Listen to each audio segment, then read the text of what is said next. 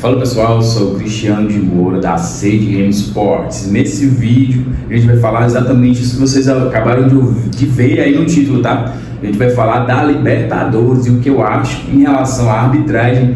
E com certeza todo mundo já sabe, todo mundo já viu, mas é sempre bom a gente estar reforçando sobre o que vem acontecendo aí no futebol, principalmente aí na Libertadores. Vamos lá, no meu ponto de vista, em primeiro lugar, a Libertadores, em sua organização da Conmebol, ela é sempre puxada para os clubes ali da Argentina, Paraguai, porque ela geralmente tem sede ali no Paraguai, tem a língua falada e sempre eles puxam para os clubes argentinos e clubes ali do Paraguai e Uruguai.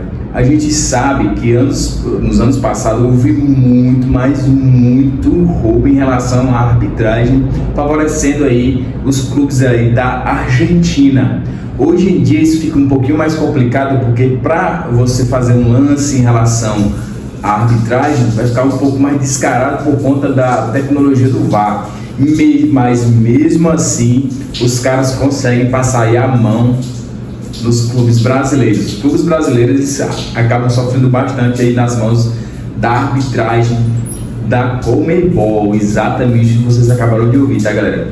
Eu estava assistindo o jogo do Cruzeiro e Boca Juniors ontem, porém na hora que o VAR lançou o vídeo da expulsão ali do Gerson, ele não rodou o vídeo, ele mostrou uma imagem fixa com o Gerson com a perna esticada, pegando a perna do Paredes, que depois ele saiu, foi sorrindo, achando graça. Só que na hora que vai, se vocês reparam, podem ver no vídeo. Então é uma entrada que foi os dois, certo? Só que o Paredes chegou primeiro e ali é uma jogada que não tem muito risco, que o Gerson chegou atrasado. Ali, o que acontece? O Gerson, na hora que sentiu isso, vocês podem ver que ele recuou, tá? Ele recuou a perna, consequentemente ali não teve nada, nenhum arranhão ali na perna do Paredes. E na hora que o árbitro foi chamado, eles mostraram uma imagem congelada, justamente na hora que a perna do Gerson estava esticada. Então vocês podem perceber que a Conmebol, ela puxa muito ali para os clubes argentinos.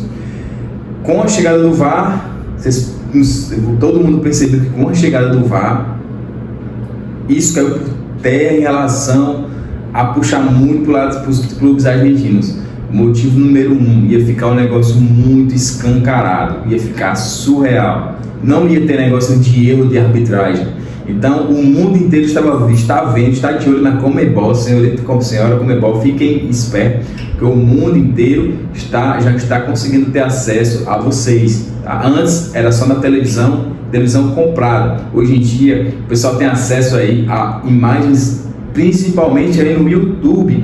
Então, se vocês quiserem realmente ter uma organização de nível europeu, de nível Champions League, vocês precisam reorganizar e colocar na mente de vocês que a arbitragem ela não pode prejudicar um espetáculo que é uma partida de futebol, tá? Se vocês perceberem, os argentinos,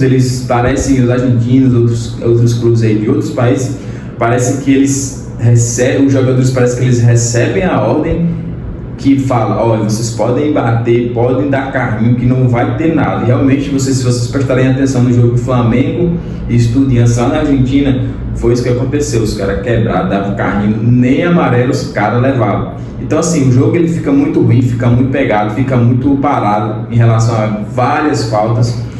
E com isso o espetáculo ele vai se sucumbindo. O espetáculo da Libertadores ele sempre foi um espetáculo agressivo, cruel. Até hoje a gente vê isso aí, que o espetáculo é cruel em relação a Santander Libertadores. Vocês podem prestar atenção. E eles não expulsam ninguém com facilidade, tá?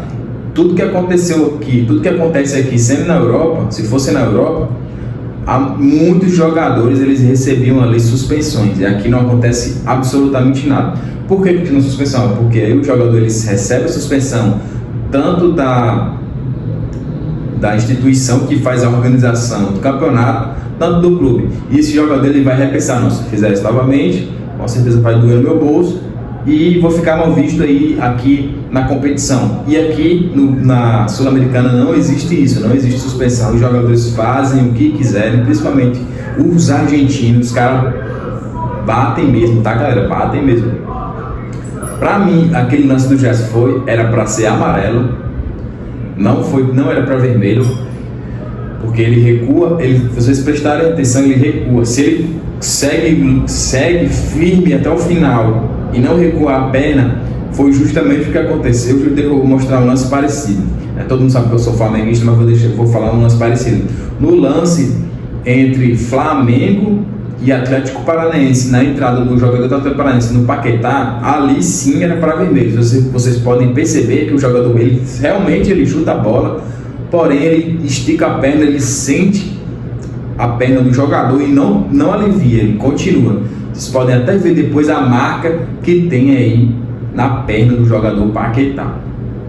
Outro lance também que os palmeirenses choram bastante em relação à final da Libertadores, entre o Pulgar e o zagueiro do Palmeiras. Só que antes disso aí, houve uma entrada do Veiga em cima do Carrascal, que ali também gera um lance para cartão vermelho imediatamente. Tem até um especialista aí que fala sobre... que falou até no lance do cartão, que não era para ser cartão vermelho, que era para ser cartão amarelo, até porque raspou. Então quer dizer que só ia ser vermelho se ele tivesse quebrado a perna do jogador. Então, pessoal, é o seguinte, para ter uma noção, só para vocês terem noção, a canela do Carrascal ele ficou cheio de marca da chuteira ali do Veiga. Tu já imaginou se aquele lance ali fosse em um gramado sintético? Com certeza tinha quebrado, porque o pé do jogador ele fica preso na grama sintética e infelizmente ele tinha quebrado a perna, mas graças a Deus deu tudo certo, não quebrou a perna, ficou vários arranhões, assim também como o Eric Pulgar também era para ter sido expulso naquele lance, por irresponsabilidade do próprio jogador, mas primeiramente o Veiga ele merecia sim ter sido expulso, tá? Jogada violenta e perigosa é o que? Red card, então não tem conversa. Não, mas foi porque pegou de raspão. Não tem conversa, era jogada perigosa, jogada no meio da canela e foi com o pé alto, tá? Isso aí condiciona o cartão vermelho. Critério é critério, não tem o que discutir. Uma coisa que não tem aqui na América Latina, nem principalmente no futebol brasileiro, é critério. Cada árbitro, eles têm critério diferente.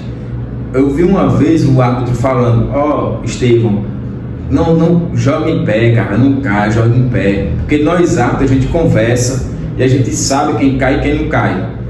Então parece que essa conversa desses árbitros é uma conversa insignificante, porque os caras conversam e quando vai aplicar o critério, cada um tem o seu critério. Então, no meu ponto de vista, conversas desses árbitros aí para mim é insignificante, não resolve absolutamente nada. Então, o meu ponto de vista, o que tem de panelinha na arbitragem, o que eles conversam entre si, é só mesmo para sacanear atleta A, atleta B, e não para seguir o critério, tá? Isso é que eu vejo no futebol brasileiro. O futebol brasileiro é uma decadência em relação à arbitragem, à organização. Esse presidente aí falou que já teve muita coisa de inovação, para mim tá a mesma coisa, ou pior, que a arbitragem está regredindo no lugar de evoluir, está regredindo, não tem as punições certas, critério para um, critério para outro. A arbitragem brasileira para mim é um fracasso número 1 no mundo. Não sei como é que ainda a FIFA consegue levar árbitros brasileiros aí para a Copa do Mundo, se a FIFA, eu acho que ela não segue aqui, não enxerga o que é que realmente está acontecendo aqui no futebol brasileiro, tá? Esse não é o meu ponto de vista, galera, não é só o meu ponto de vista, tá? É o que eu vejo no futebol. Não há critério entre a arbitragem brasileira. E esse presidente da seleção brasileira é só mais do mesmo, ou até mesmo pior.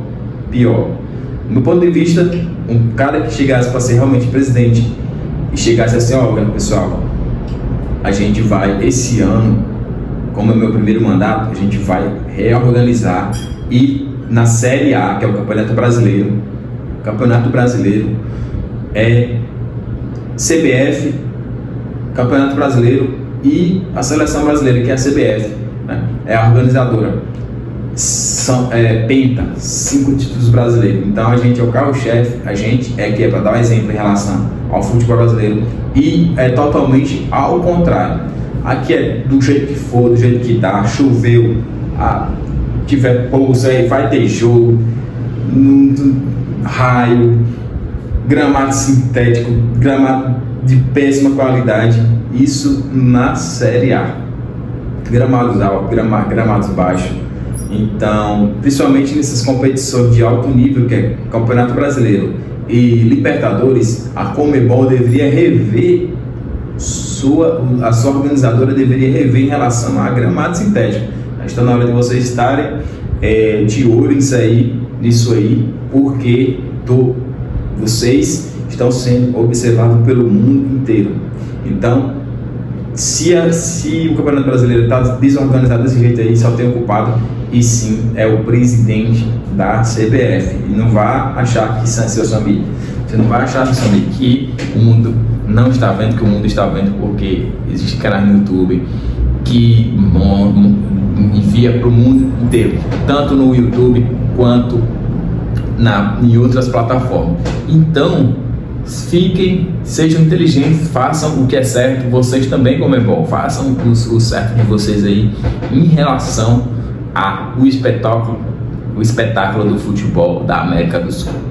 Demais do vídeo de hoje é isso aí. Fiquem com Deus, continue se cuidando, se inscreva no canal. Lembrando, tá? Pra galera que gosta de fazer uma fezinha na Mega Sena, vou deixar aqui, não tô recebendo patrocínio de nada, porque de vez em quando eu gosto de jogar na Mega Sena. Lembre-se, a Mega Sena no sábado agora, ela vai completar 30 anos, então ela está oferecendo um prêmio de 300 milhões de reais. Então, se alguns dos meus seguidores jogarem na Mega Sena e se ganhar, lembre-se de mim, manda só 1 milhão para mim já tá de bom tamanho. Valeu, forte abraço, continue esperando, foi.